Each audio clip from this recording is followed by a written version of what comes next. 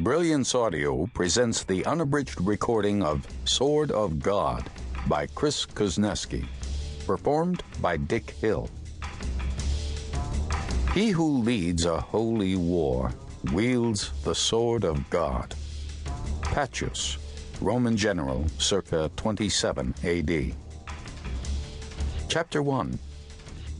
Saturday, December 23rd, Jeju Island, South Korea, 60 miles south of the Korean peninsula.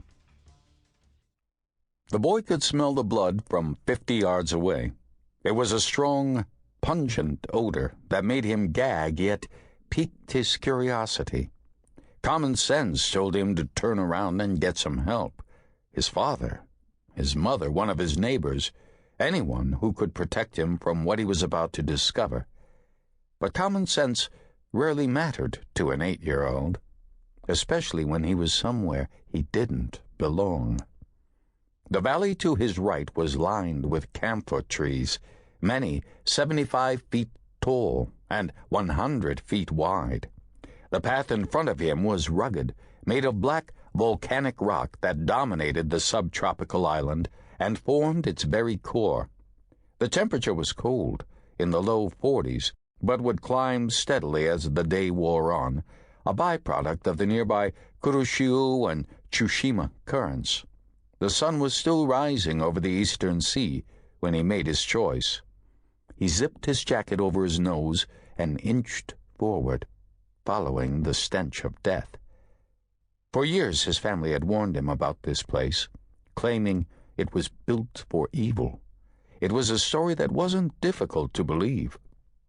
Sometimes, late at night, he could hear the screams, blood-curdling shrieks that ripped through the dark and jostled him from his sleep.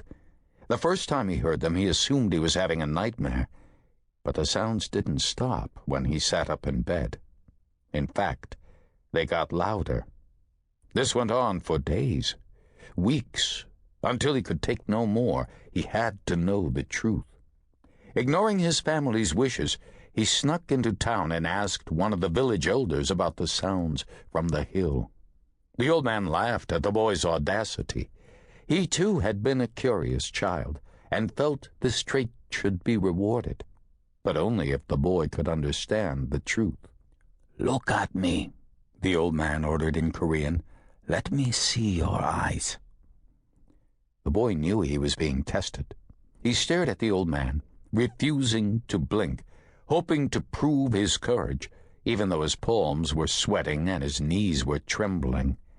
Tension filled the hut for several seconds. The entire time, the boy could barely breathe. Finally, the old man nodded.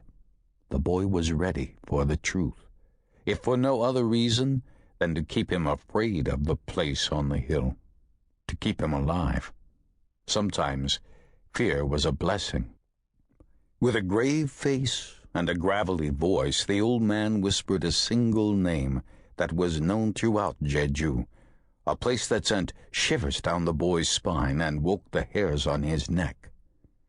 P.Y.G.Den. The boy gasped at its mention. The place was so infamous, so ominous that other details weren't necessary. He had heard the stories, just like everyone else on the island. Yet until that moment he had thought they were just a myth, an urban legend that had made it across the Sea of Japan for the sake of scaring children into doing their chores. But the old man assured him that wasn't the case. Not only was it real, it was close, just up the path. At that moment, the boy promised that he'd never venture up there, and he meant it, too. It was a vow he intended to keep, not only for his safety, but also for the safety of his village. Unfortunately, all of that changed on the morning he smelled the blood.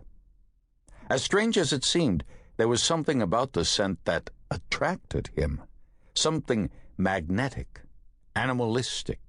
One minute he was walking to the store, the next he was tracking the scent like a wolf.